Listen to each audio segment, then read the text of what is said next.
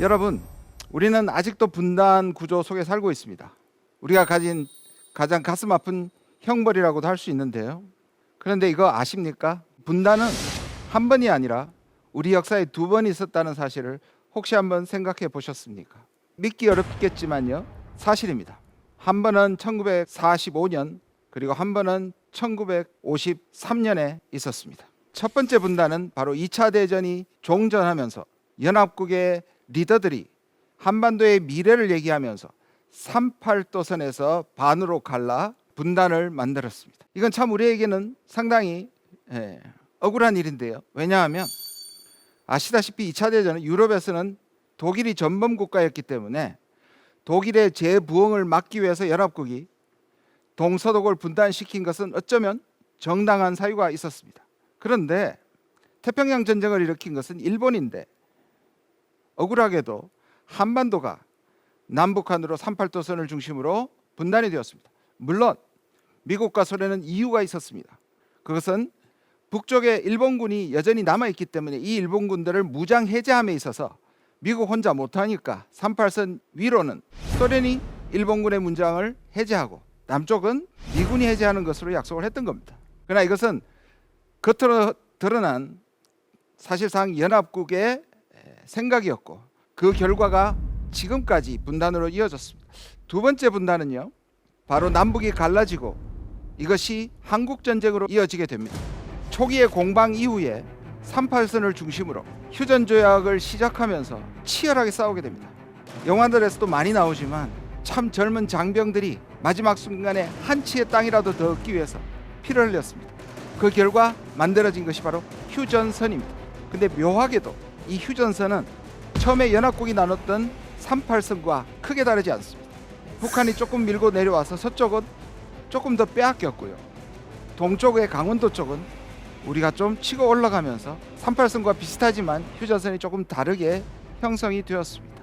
자, 이것은 뭘 말하느냐 하면 사실 미국이 전쟁의 나락에서 우리를 구원해낸 구원자이기도 하지만 38선 시작부터 분단에 대한 책임을 적어도 일부 지고 있다라는 부분에 대해서 말씀드리고 싶었던 것 같아요. 여러분, 독도 문제 우리에게 또 하나의 억울한 부분 중에 하나입니다. 물론 우리가 실효적으로 지배는 하고 있습니다.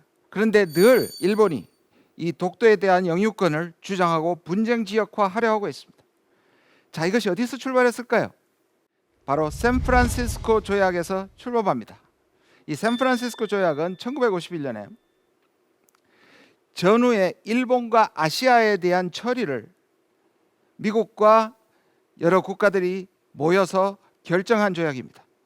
그런데요, 이 독도를 초안에는 한국의 땅으로 돌려줄 것으로 해놓고 본안에는 이것을 말소시켜버림으로써 이것이 분쟁 지역화하는데 큰 역할을 했습니다. 그런데요, 이 샌프란시스코 조약은 단순히 독도의 분쟁화뿐만 아니라 그 이후의 냉전 기간 동안에 한반도의 정치 상황을 결정하는 엄청나게 중요한 조약이었습니다. 미국은 나토라는 동맹을 통해서 유럽에 있는 국가를 하나로 묶었습니다.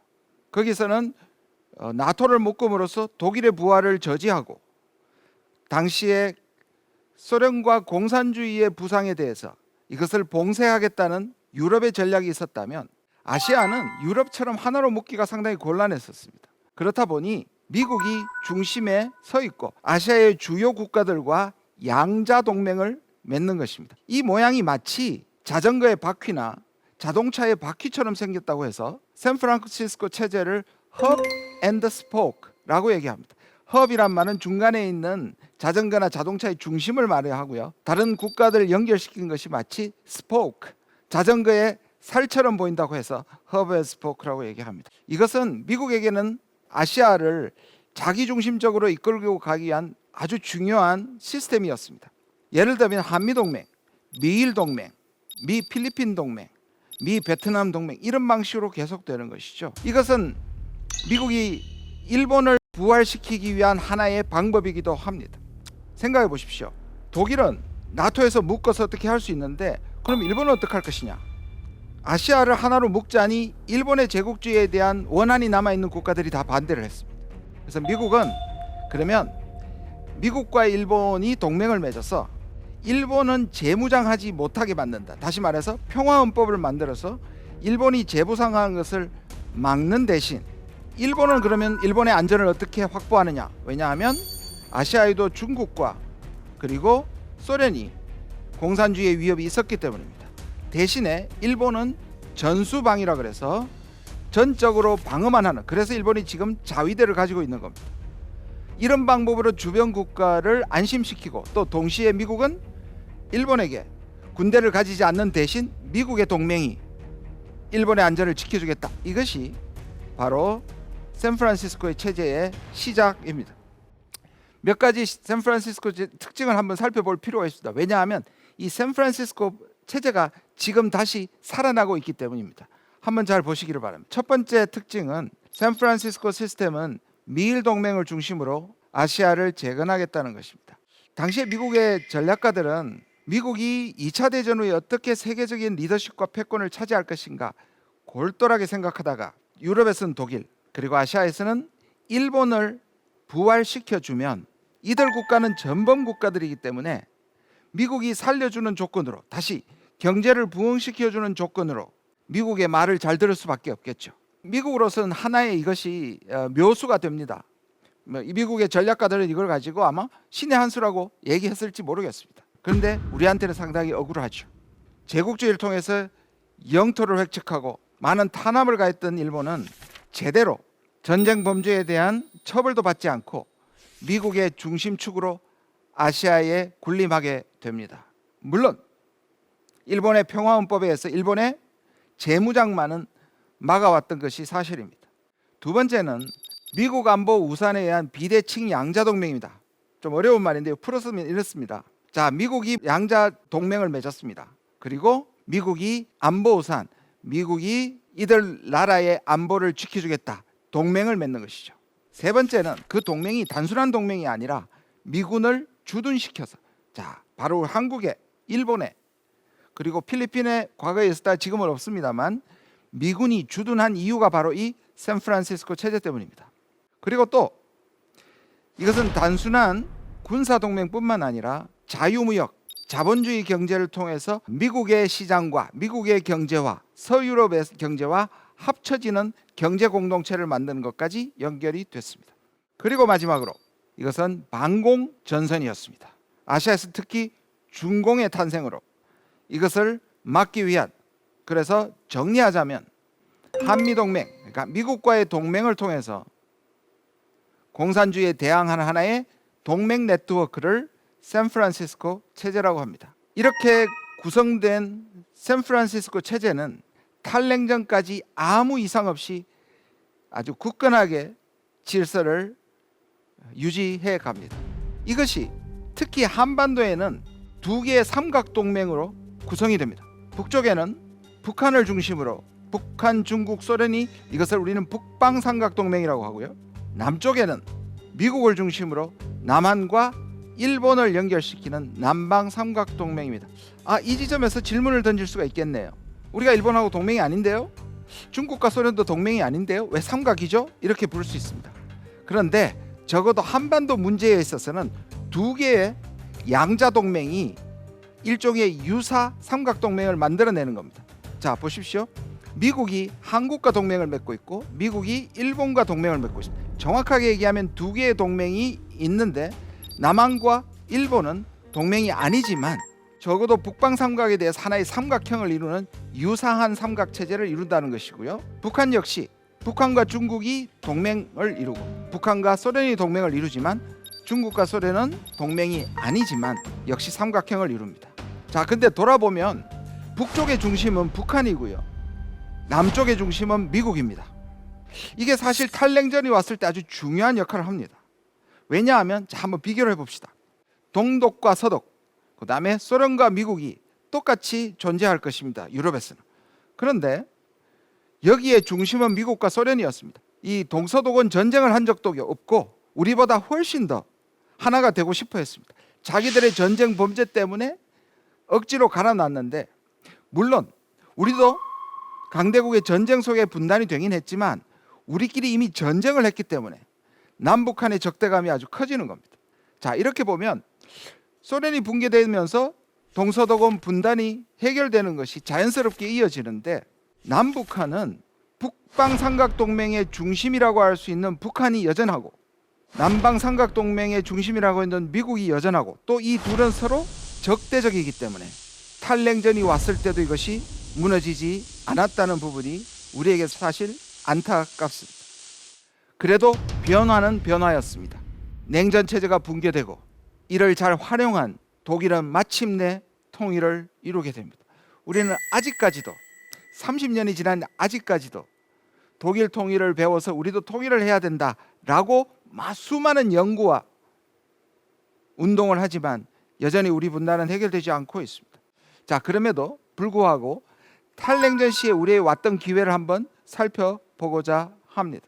우리에게 동맹은 분명히 안보에 대해서 중요한 의지할 수 있는 한국의 자산이기도 하지만, 동시에 여전히 군사동맹이 존재한다는 것, 그리고 분단이 존재한다는 것은 우리에게는 비극적인 일입니다. 자, 특히 1990년대 소련과 동구권 공산주의가 해체되고 붕괴되면서 전 세계는 하나의 질서를 향해서 가게 됩니다. 우리는 그것을 뭐라고 불렀냐 하면 세계화라고 불렀습니다. 요즘은 미중 관계, 미중 경쟁이 생기고 국가들이 자신들의 이익을 추구하지만, 적어도 그 당시로 돌아가 보면 이 세계화 또는 지구화라는 말이 상당히 유행했던 것을 기억합니다. 사실 우리나라는 두 가지 단어가, 어떤 단어가 더 강조되느냐에 따라서 우리가 가지고 있는 이 주변 환경에 대해서 어떻게 느끼느냐를 집중적으로 알 수 있는데요. 하나는 세계화고 하나는 지정학입니다. 지정학은 우리가 속해 있는 이 지리적 위치가 우리에게 상당히 불리하고, 아시다시피 우리가 사실 이것은 자랑할 만한 일은 아니지만 역사적으로 800회가 넘는 침략을 당했다고 얘기합니다. 항상 강력한 대륙 국가인 중국, 몽고, 그리고 강력한 해양 세력인 일본 사이에서 지정학적으로 상당히 불리했고, 이 지정학이란 말이 들리기 시작하면 그것은 우리한테는 결코 좋은 소리가 아닙니다. 반대로 세계화는 우리에게는 상당히 반가운 얘기입니다. 우리의 경제나 우리의 정치나 문화는 개방적인 체제이기 때문에 우리에겐 세계화 시대가 단순히 평화뿐만 아니라 우리에겐 아주 큰 기회의 시간이었습니다. 그런데 여기에서 그렇게 됐을 때 하나 문제가 생깁니다. 자, 우리 동맹은요, 전쟁의 산물입니다. 그리고 말씀드린 것처럼 동맹은 적이 존재할 때입니다. 그런데 90년대 가면 소련과 공산주의가 다 붕괴가 되고, 특히 북한이 붕괴 얘기 나올 정도로 쇠약해집니다. 북한은 특히 소련이 붕괴되고 중국이 서방과 이어지면서 외교적으로도 고립이 되고요. 그리고 90년대 중반에 홍수와 가뭄이 번갈아 오면서 대규모 기아 사태가 벌어지고 많은 사람들의 얘기를 한 200만 이상이 굶어 죽는 비극적인 상황을 맞게 됩니다. 자, 이렇게 되면서 북한이라는 존재가 위협에서 굉장히 약해져 버립니다. 역설적으로 한미동맹은 적이 강해야만 동맹이 강해지는 겁니다. 위협이 커져야만 동맹이 커지는 것인데, 미국이 생각하는 위협하고 한국이 생각하는 위협이 차이가 생기기 시작한 겁니다. 북쪽의 적이 약해져서 일어난 일입니다. 그리고 미국으로 봐서는 한반도의 북한뿐만 아니라 북한을 돕고 있는 북방 삼각동맹의 중국과 소련인데, 소련은 붕괴되고 중국은 미국과 가까워지면서 한국에 있어서의 소위 말하는 군사동맹이나 주둔 미군이 크게 필요치 않은 상황이 된 겁니다. 자, 이렇게 되면서 묘하게도 성공의 함정이라고 그러죠. 자, 공산주의가 붕괴가 되고 평화가 왔는데 한미동맹은 오히려 성공의 함정에 빠지게 되는 겁니다. 이것이 한미관계에 약간의 문제점을 발생시킵니다.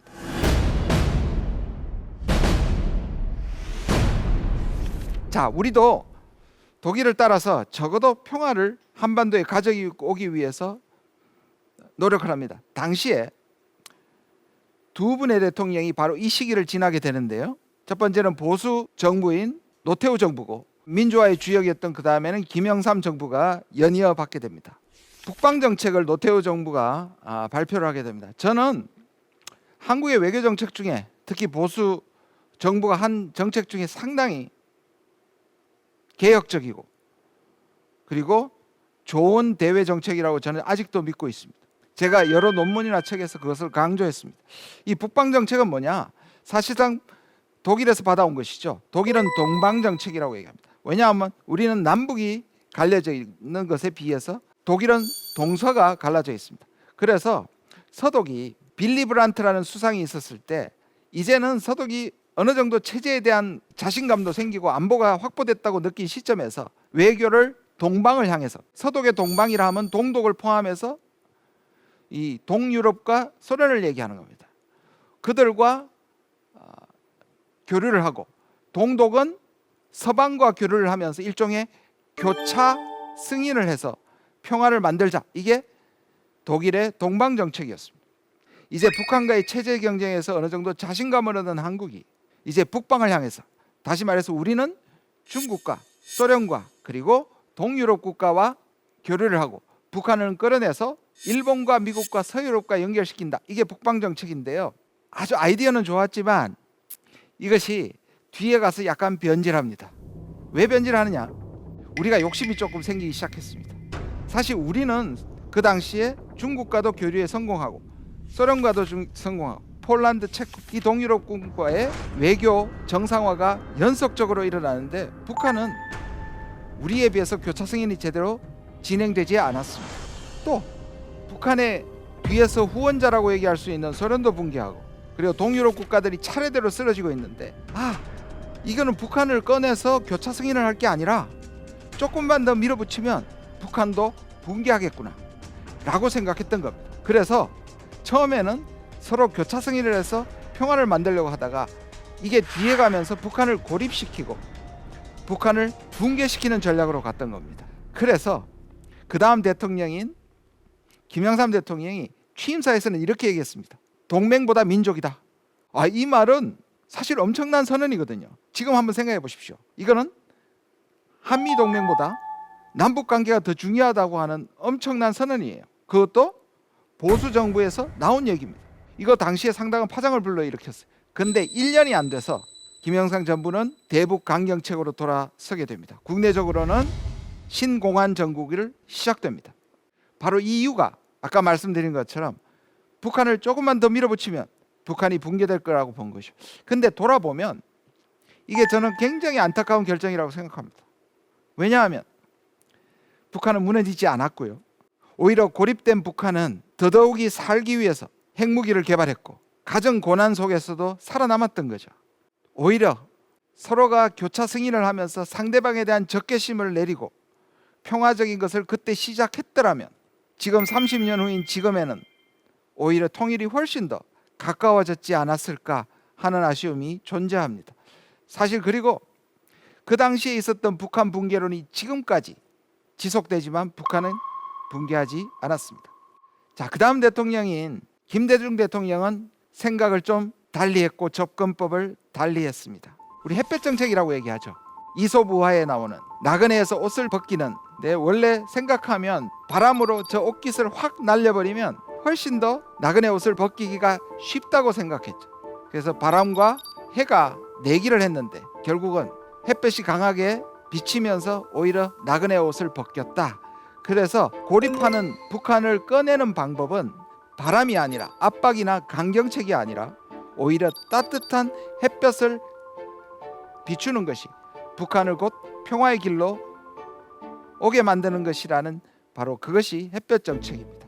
이것은 김대중 대통령이 되기 이전부터 미국의 조야에 가서 연설할 때 자주 인용했었던 겁니다. 그 중에서 헤리티지 파운데이션이라는 미국의 가장 보수적인 싱크탱크에 가셔서 이런 말을 했었습니다. 미국은 인내해야 하고 북한과 같은 고립된 국가를 다룰 때 유일하게 효과적인 햇볕 정책을 견제해야 된다. 그리고 실제로 그가 대통령이 된 이후에는 이것을 정책으로, 대북 정책으로 밀고 나갔던 겁니다. 자, 그래서 독일보다는 좀 늦었지만 1998년, 독일보다 한 7, 8년 늦었죠.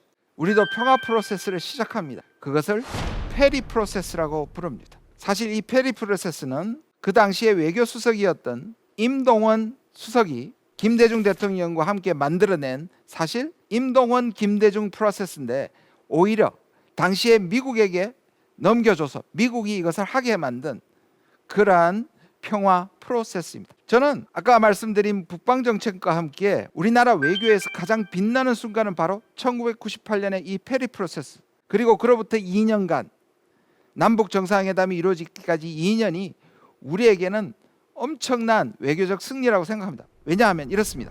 당시에 첫 번째 핵위기가 1994년에 일어나서 한반도 불바다론이 나고 굉장히 어려워졌습니다. 여기서 서울이 멀지 않습니다. 전쟁이 일어나면은 불바다가 되고 말아요. 그때 카터 대통령이 방북을 해서 그 전쟁을 막았고, 그 이후에도 김일성이 갑자기 죽으면서 한반도가 위기 상황이었을 때 미국은 북한과 함께 그 핵을 동결시키는 회담을 그해 10월에 하게 됩니다. 근데 문제는 뭐냐 하면 10월에 민주당 정부인 당시에 클린턴 정부가 이 협상을 이끌어냈지만 1994년 11월에 미국의 중간선거에서 공화당이 상하 양원을 차지합니다. 이 공화당은 당시에 대북 강경책을 주장했고 한 달 전에 맺었던 북핵 동결 제네바 회담을 거부합니다. 그러면서 북미 관계가 다시 조금씩 나빠졌고, 북한은 여기에 절망하면서 미국을 자극하기 위해서 1998년에 일본을 넘어가는 노동 미사일을 쏘게 됩니다. 미국은 화들짝 놀랐고 특히 클린턴이 굉장히 화가 났습니다. 나름대로 클린턴 민주당 정부는 평화를 이끌어내기 위해서 카트도 보내고 전쟁도 막고 그리고 제네바 회담까지 했는데 북한이 오히려 클린턴 정부를 괴롭게 했다, 골치 아프게 했다 해서 강경책으로 돌아가려고 할 때였습니다. 그때 김대중 대통령이 바로 임동원 프로세스, 페리 프로세스를 통해서 설득시킵니다. 거기서 클린턴은 마침내 김대중 대통령의 말을 듣고 이렇게 선언합니다. 한반도 문제는 한국이 운전자다. 요즘도 가끔 나오는 바로 운전자론이 여기서 시작했습니다. 김대중 대통령은 확신이 있었습니다. 한반도의 평화가 바로 우리에게 더 큰 이익이 되는 것이다. 그래서 오히려 동맹국인 미국을 설득하는 겁니다. 이 방법은 쉬운 것이 아닙니다. 제가 계속 지금까지 말씀드린 것처럼 동맹은 적이 있는 것이죠. 그리고 한미동맹은 북한이란 적이 있는 건데 남북관계를 강화시키는 것은 바로 적과 가까워지는 거기 때문에 동맹은 약화되는 것을 의미합니다. 그럼에도 불구하고 김대중 대통령은 한미동맹을 유지하면서 또는 적어도 미국을 설득하면서 이렇게 남북관계를 진전시키는 아주 중요한 일을 해낸 것입니다. 자, 그런데 한 가지 중요한 사건이 일어납니다. 이것도 참 우리 민족으로 생각하면 안타까운 일인데요. 바로 미국에서 9.11 테러 사건이에요. 2001년 9월 11일입니다. 자, 2000년에 김정일 위원장과 김대중 대통령이 만난 첫 번째 정상회담을 하자마자 그 다음에 미국이 안방에서 테러 공격을 받게 됩니다. 자, 미국은 이것을 당연히 엄청난 충격이겠죠. 그러면서 다시 소위 말하는 악의 축들을 지정하고 적대적으로 나가기 시작합니다. 그 악의 축의 세 국가 중에 한 국가가 바로 북한이었습니다. 이란, 이라크, 북한이었습니다. 그리고 미국은 아프간과 전쟁을 시작하고 연이어서 대량 살상 무기를 가지고 있다는 이유만으로 이라크와 전쟁을 합니다. 사실 대량 살상 무기도 없었죠.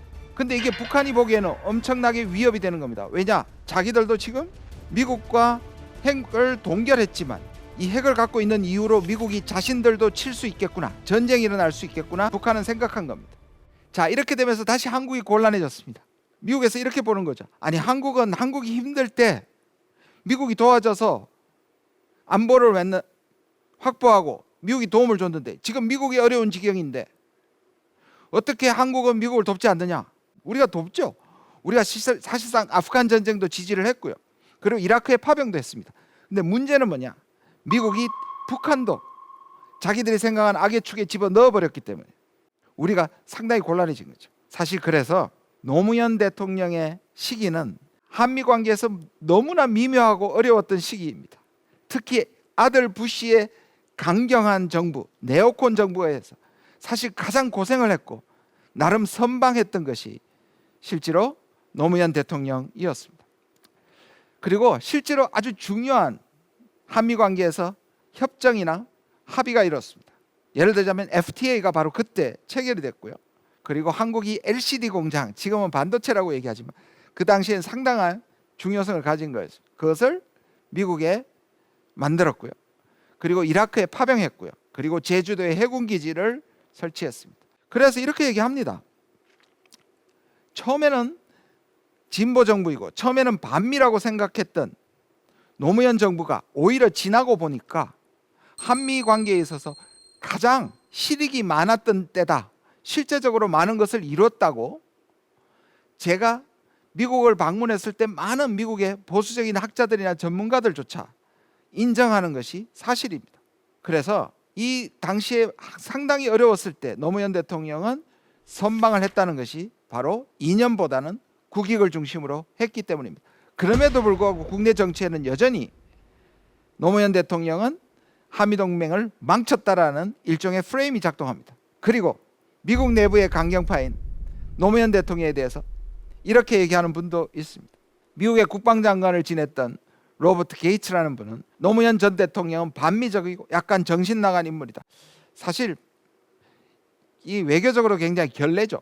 제가 이것을 인용하는 이유는 동맹을 지나치게 강조하는 그리고 이념을 강조하는 분들에게는 이게 또 한미동맹이 이념의 문제인데 우리는 진보와 보수의 이념을 차치하고 국익을 중심으로 움직이는 것이 필요하다. 그래서 말씀드리는 겁니다. 이 다음에 9년은 이명박 정부와 박근혜 정부의 보수 정부 9년입니다.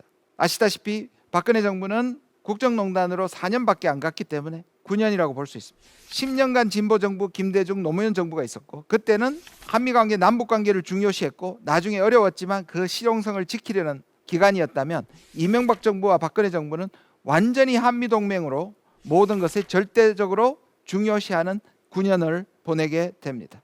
미국으로서는 너무 반갑죠. 특히 네오콘 강경파 전부들은 한국이 이제 협조적이 됐다고 봅니다. 그러나 문제는 우리입니다. 동맹이 중요하지만 이 9년 동안은 남북관계가 최악을 흘렀고요. 그리고 한반도에 다시 긴장이 조성되기 시작합니다. 이명박 정부 당시에 한미동맹에 있어서 상당히 중요한 용어가 등장합니다. 그게 바로 전략동맹입니다. 한미 전략동맹인데요. 풀네임으로 얘기하면 포괄적 글로벌 전략동맹이라는 겁니다. 윤석열 정부에 와서도 최근에 있었던 한미 정상회담에서 같은 용어를 사용했는데 이 기원이 바로 이명박 정부 때입니다. 자, 이 말은 이 말 자체는 굉장히 우리한테 자부심을 줄 수 있는 말입니다. 왜냐? 과거에는 한미동맹이 북한 정도 막는 것에 한정됐었는데 이제는 미국과 한국이 글로벌하게 움직인다는 뜻입니다. 그러니까 미국과 함께 세계 전략을 함께 한다는 뜻이고요. 동시에 포괄적이란 말은 군사동맹뿐만 아니라 경제동맹 그리고 문화 여러 가지 모든 분야에서 포괄적인 동맹으로 간다. 뭔가 우리의 위치가 격상됐다는 느낌을 받게 됩니다. 근데 여기에 함정이 있습니다. 당시에 미국이 당했던 9.11이라든지 중동 문제라든지 이게 우리가 미국한테 지지할 수 있고 응원은 할 수 있지만 이게 우리 문제는 아닌 거죠. 그래서 사실 노무현 대통령이 미국의 압박 속에서 이라크 파병을 할 때 전투병을 파병하지 않고 가능한 공병과 의료병을 지정한 것은 매우 잘했던 부분입니다. 그런데 이명박 정부가 등장하니까 부시 정부의 압박은 더욱 노골화됐습니다. 이 말은 좋게 얘기하면 우리가 격상되는 거지만 실제로는 미국의 전략에 우리가 동원되는 것을 의미합니다. 한미 관계가 평등하거나 서로 상호 존중의 입장이 아닌 상태에서 글로벌 전략동맹, 포괄동맹은 우리에게는 상당히 압박이 되었고 그것은 우리에게 상당한 도전이 됐다는 것을 말씀드릴 수 있습니다.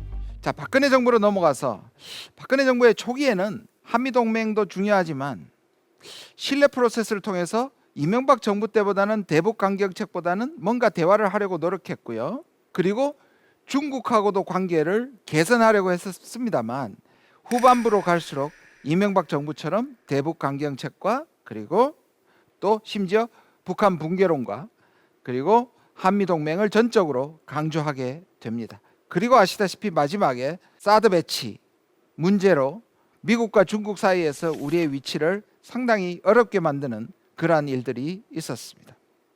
자, 그리고 문재인 정부가 출범했고 지난 5년을 보냈습니다. 우리는 문재인 정부의 북한과의 관계를 개선하고 그리고 한미동맹과의 관계를 유지하려는 한반도 평화 프로세스를 기억합니다.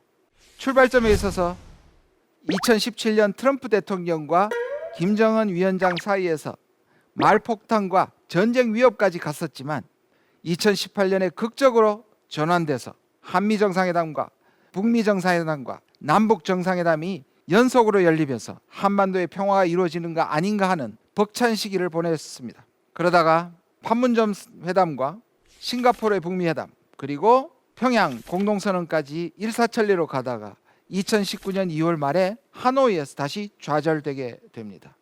자, 이것이 우리가 가지고 있는 일종의 하나의 상당히 딜레마적인 것을 말씀드릴 수 있습니다. 자, 그러면 지금 탈냉전 30년이 됐습니다. 격변의 시대를 살고 있습니다.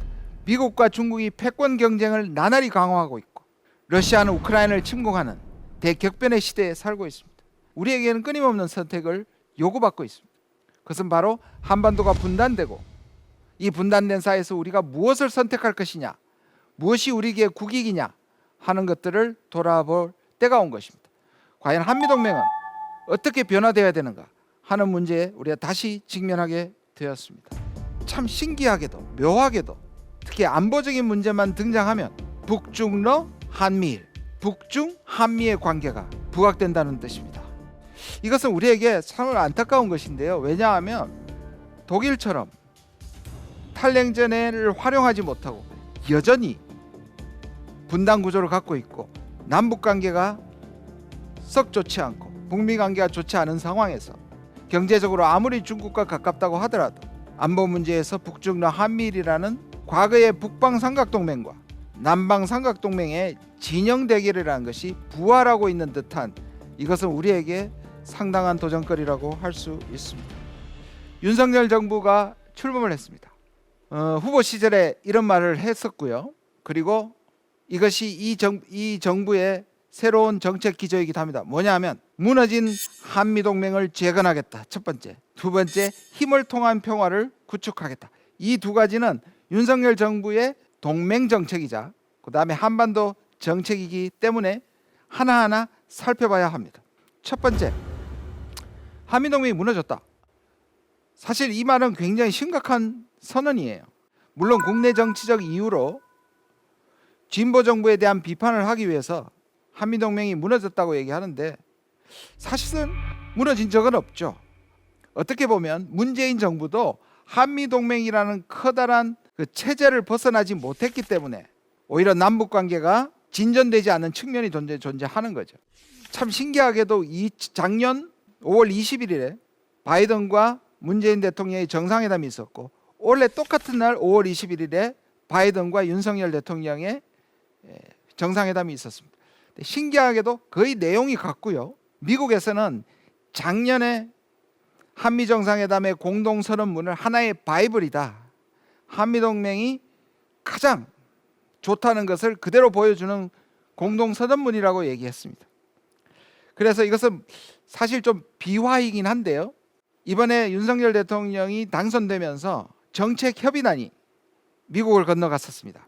거기에서 미국에서 우리한테 내부적으로 부탁한 것이 하나 있었습니다. 한미동맹이 무너졌다는 얘기나 복구한다는 말은 좀 안 했으면 좋겠다.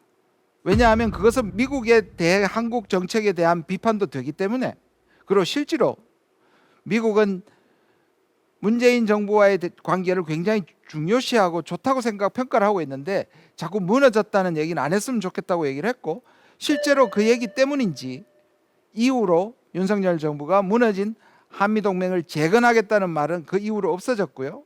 오히려 한미동맹을 강화한다는 말로 좀 약화시킨 점을 발견할 수 있습니다. 두 번째는요.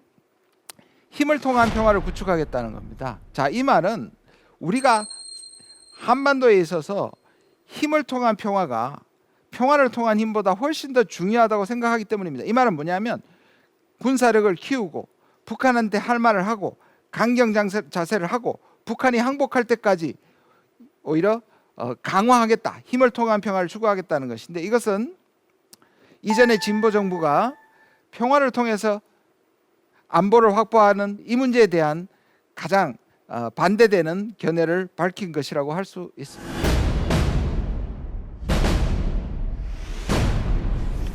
지금까지 한미동맹을 보면서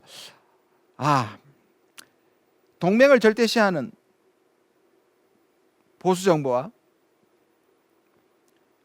남북 관계를 굉장히 중요시하는 진보 정부가 엇갈리면서 계속 왔다 갔다 했죠. 근데 구조적으로 보면 약간의 구조적인 딜레마가 존재합니다. 우리가 보통 두 가지를 놓고 했을 때 딜레마라고 하죠. 이것들 하자니 저게 문제고 저걸 선택하자니 이것이 또 문제가 되는 것을 우리는 딜레마 상황이라고 부르죠. 그런데 세 가지가 엉켜서 트릴레마라는 구조를 발생시킨다는 것이 전문가들의 용어이기도 합니다. 이 트릴레마는 뭐냐면 세 가지 전체는 동시에 만족시키지 못한다는 겁니다. 세 가지 중에 두 가지, 최대한 두 가지 정도는 챙기고 한 가지는 희생할 수밖에 없다는 것이 한미 관계와 남북 관계 그리고 비핵화라는 세 가지 사이에서 작동을 한다. 자, 이렇게 보는데요. 자, 한미 동맹과 비핵화 그리고 남북 관계와 비핵화인데요. 비핵화는 우리가 포기할 수 없는 가장 중요한 현안 중의 현안입니다. 그래서 진보 정부가 들어서도 비핵화를 포기한다고 얘기할 수 없고요. 보수 정부는 물론입니다. 그렇다면 진보 정부는 이렇습니다. 남북 관계를 좋게 만들어서 평화적 분위기 속에서 비핵화를 유도한다는 것이 진보 정부의 우선되는 방법입니다. 그래서 우리는 이것을 평화를 통해서 비핵화시킨다고 얘기합니다. 반대로 보수 정부는 비핵화를 시킬 때 한미 동맹을 강화시켜서 비핵화를 이끈다. 다시 말해서 비핵화를 통한 또는 힘을 통한 평화를 얘기를 합니다. 그러면 이 세 가지는 왜 다 동시에 안 될까? 자, 보수 정부가 얘기할 때는 한미 동맹과 비핵화는 챙길지 모르지만 그렇게 되면 남북 관계가 나빠지죠. 왜? 한미 동맹을 강화시켜서 북한을 압박시키는 거니까요. 자, 반대로 진보 정부가 남북 관계를 개선시키고 통해서 비핵화를 할 수 있는데 그렇게 되면 한미 동맹은 나빠지는 거 아니냐. 특히 미국의 강경파들이 주장하는 방식을 우리가 받아들일 수 없기 때문입니다. 자, 그런데 여기서 질문을 던질 수가 있죠. 당연히 힘은 중요합니다. 억지력은 중요합니다. 군사력은 중요합니다. 그러나 60년대 70년대 냉전이 한창일 때 우리는 모든 걸 희생해서 안보를 지키는 것에 올인을 했습니다. 근데 지금은요, 이미 북한과 우리는 체제 경쟁에서 우리가 완벽히 승리를 했고요. 우리가 GDP만 해도요, 북한보다 약 50배 정도 잘 사는 나라가 됐습니다.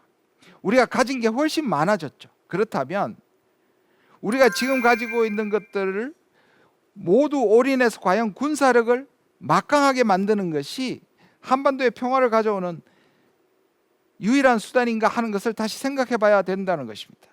자, 우리 북한이 도발을 하고 핵 문제가 생기고 또는 말폭탄이 서로 주고받았을 때 안보 위기가 발생하면 코리아 리스크 디스카운터라는 것이 발생합니다. 주식시장이 흔들리고 그리고 외국의 투자들이 떠납니다.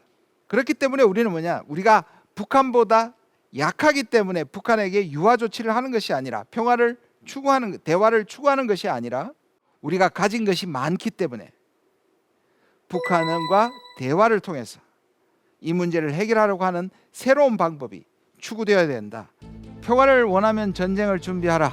베게티우스라는 로마의 장군이자 군사 전략가가 한 말로 후세에서 안보를 중시하는 사람들한테 상당히 어필을 하고 많이 인용됐던 말입니다. 이 말은 우리가 전쟁을 방지하기 위해서 노력해야 된다는 말에서는 우리한테 상당히 설득력이 있는 말이지만 평화를 위해서 전쟁을 준비하면 그 나라는 병영 국가가 되는 것이고 전쟁을 준비하는 것에 올인하는 국가가 되게 되어 있습니다.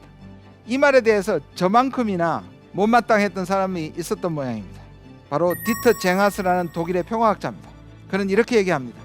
민주주의를 원한다면서 독재를 준비할 수 없는 것처럼 평화를 원한다면서 전쟁을 준비할 수 없고 오히려 평화를 가능케 하는 요소들을 찾아야 한다. 저는 너무 전적으로 동의를 합니다. 제가 작년에 국립외교원장으로 있으면서 영원한 동맹이란 역설이라는 책을 출판했었습니다. 제 책의 주제는 이것이었습니다. 미국 우리에게 엄청난 자산이고 세계 최강의 국가를 동맹으로 갖고 있다는 것은 엄청난 행운이다. 그렇기 때문에 한미동맹은 중요하고 한미관계는 중요하다. 그러나 미국도 우리에게는 국가에 불과하다. 한미동맹이 아무리 중요해도 수단일 수밖에 없다. 라는 주제의식을 가지고 썼습니다. 그런데 머릿말에 제가 쓴 표현 때문에 굉장히 크게 파장을 일으킨 적이 있습니다. 뭐냐면 제가 가스라이팅이라는 말을 한미관계에 빗대어서 말씀을 드렸습니다. 원래 이 가스라이팅이라는 말은 보수적인 학자들이 남북 관계를 보고 김정은과 문재인 관계를 보고 가스라이팅이다 이렇게 비판을 했었습니다. 쉽게 말하자면 김정은이 문재인 전 대통령을 계속 조종한다는 의미에서 가스라이팅이라고 얘기한 것이었습니다. 근데 제가 원래 가스라이팅은 그런 뜻이 아니다. 가스라이팅은 아주 압도적인 강자가 둘은 친분을 가지고 있어요. 예를 들자면 부모와 자식 간에, 그리고 연인 간에, 또는 아내와 남편 간에 벌어질 수 있는 것이 주로 가스라이팅이라고 부릅니다. 그래서 합리적인 선택을 못하게 만드는 것을 얘기하는데요. 저는 가스라이팅을 쓰자면 한미관계에 쓸 수 있다. 물론 지금 한미관계가 그렇다는 뜻이 아니라 가끔 마치 미국이 자기 나라인 것처럼 얘기하는 사람들의 분명히 가스라이팅이라고 할 수 있다. 제가 예를 몇 가지를 들었습니다. 그 중에 하나가 한미 FTA에서 우리나라 협상단이 협상을 끝내고 나와서 무슨 말을 했냐면 미국의 이익을 위해서 죽도록 싸웠다라는 것이 위키리크스에 드러나 있는 적이 있습니다. 또 하나, 우리 정치인들 중에 국회의원이 지난 대선, 이번은 올해 대선 말고요, 지난 대선을 문재인 대통령이 당선된 대선이 부정선거였다. 그렇기 때문에 문재인 대통령을 끌어내려 달라고 미국의 백악관 앞에 가서 시위를 한 전직 국회의원이 있습니다. 그거는 제가 보기에는 가스라이팅이라고 생각을 했었습니다. 그런데 보수신문이나 여러 종편 방송에서 제가 한미동맹을 모욕했다, 어떻게 한미동맹을 두고 가스라이팅이라고 얘기하느냐 왜곡을 시켜서 제가 개인적으로 엄청나게 시련을 좀 겪었습니다.